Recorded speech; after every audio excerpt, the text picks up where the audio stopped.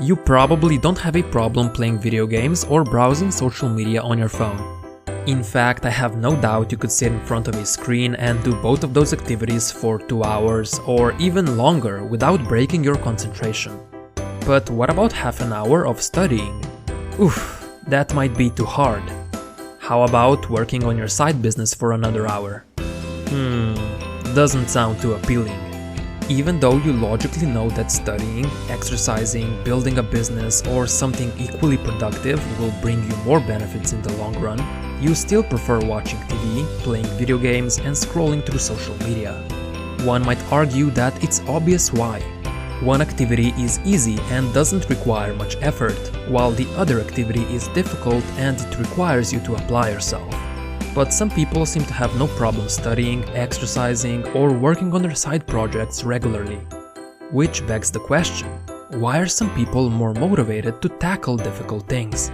And is there a way to make doing difficult things easy? To answer this question, we need to look at this brain neurotransmitter, dopamine. Dopamine is often considered a pleasure molecule, but that's not quite what it does. Dopamine is what makes us desire things, and it's that desire that gives us the motivation to get up and do stuff.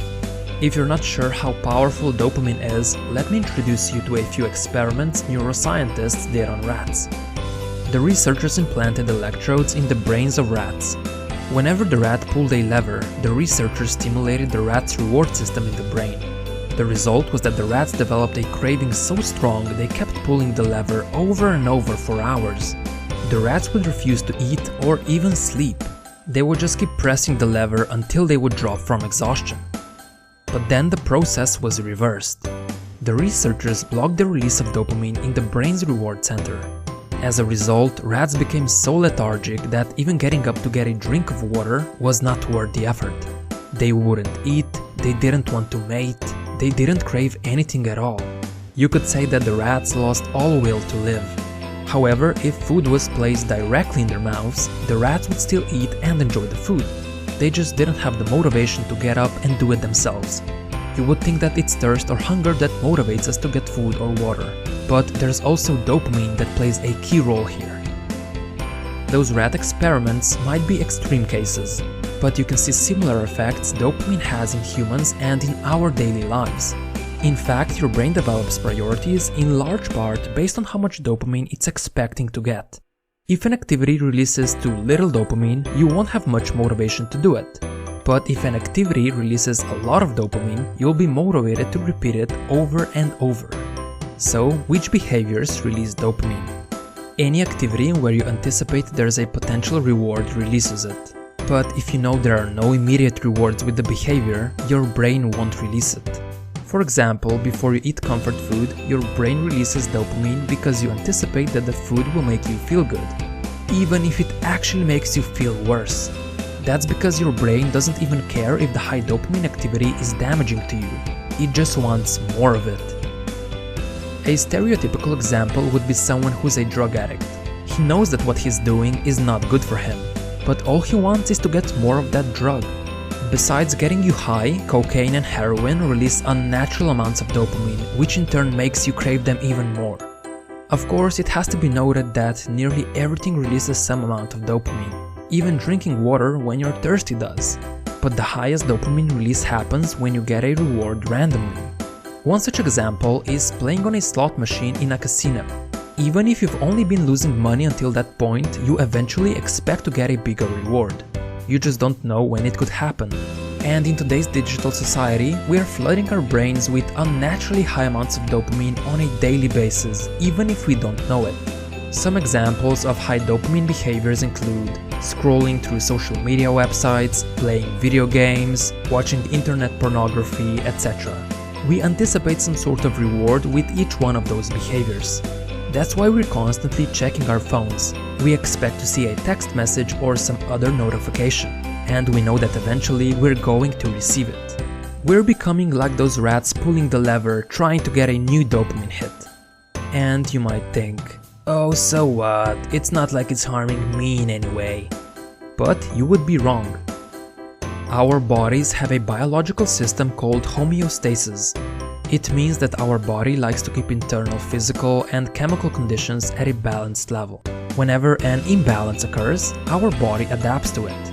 Let me give you an example. When it's cold outside, our body temperature falls. As a result, we start shivering to generate heat and warm the body. However, when it's hot outside, our body temperature rises, and we start sweating to lose some of that heat. Essentially, our body is looking to maintain temperature of around 37 degrees Celsius or 98 degrees Fahrenheit no matter what. But there is another way homeostasis manifests itself, and that is through tolerance. For example, someone who rarely drinks alcohol will get drunk really fast, but someone who drinks on a regular basis will have to drink more alcohol because their body has developed a tolerance to it. Essentially, it takes more and more alcohol to make them drunk because they've become less sensitive to its effects. And it's not much different with dopamine. Your body tries to maintain homeostasis, so it downregulates your dopamine receptors.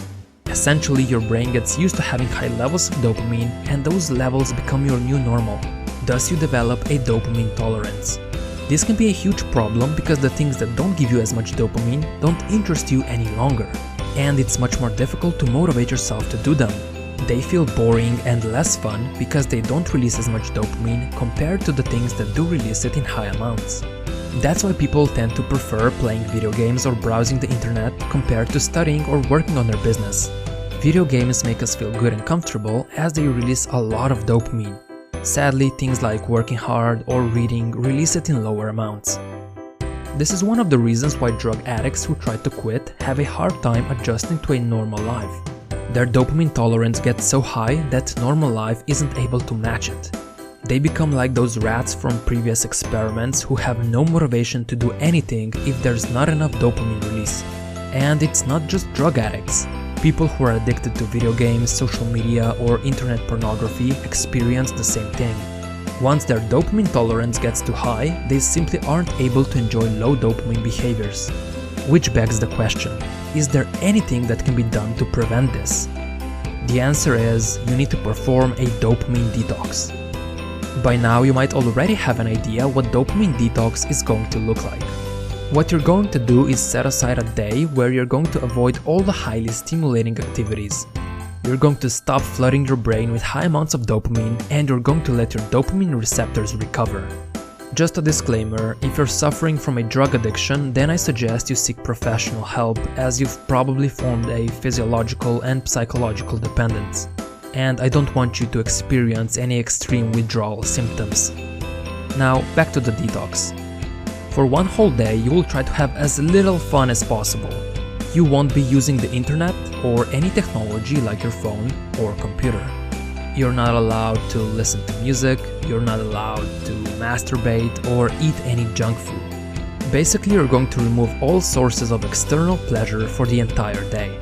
You're going to embrace boredom, and trust me, there will be a lot of boredom. You are, however, allowed to do the following: go for a walk, meditate and be alone with your thoughts, reflect on your life and goals, write down any ideas you get, not on your computer or phone, but on a physical piece of paper. All of this might seem quite intense, but if you want radical results and you want them fast, you need to be able to take radical action. Now you might be asking yourself, why would this even work? You can think of it this way. Let's say that you've been eating every single meal at the best restaurant in your town. As a result, what happened is that those fancy meals became your new normal. If someone offered you a bowl of plain rice, you would probably refuse. It simply wouldn't taste as good as your usual restaurant meal. But if you suddenly find yourself stranded on a deserted island and you're starving, suddenly that bowl of plain rice doesn't seem so bad. And that is what the dopamine detox does. It starves you of all the pleasure you usually get, and in turn it makes those less satisfying activities more desirable. To put it simply, dopamine detox works because you become so bored that boring stuff becomes more fun. Now, if you don't want to take such extreme action and starve yourself of all the pleasure, you can perform a smaller dopamine detox. You're going to pick one day of the week where you're going to refrain from one of your high dopamine behaviors completely. Whatever that behavior might be. Maybe checking your phone all the time, playing video games on your computer, binge watching TV, eating junk food, watching internet pornography, whatever. And from now on, every single week for one whole day, you're going to avoid that activity. You can still do other things, but the behavior you pick is off limits. Yes, you will feel slightly bored, but that's the point. You want to let your dopamine receptors recover from the unnaturally high dopamine that's been flooding your brain. And boredom is going to propel you to do other things that day. Things that you would normally put off because they don't release as much dopamine. And because you're bored, it's easier for you to do them. Of course, avoiding high dopamine behavior once in a while is good. But ideally, you should avoid those behaviors altogether, or at least as much as possible. Instead, you want to connect more dopamine to the things that will actually benefit you.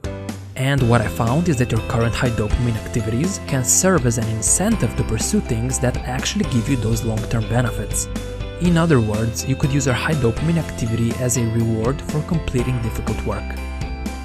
And this is exactly what I do myself. I track all the difficult, low dopamine work I do.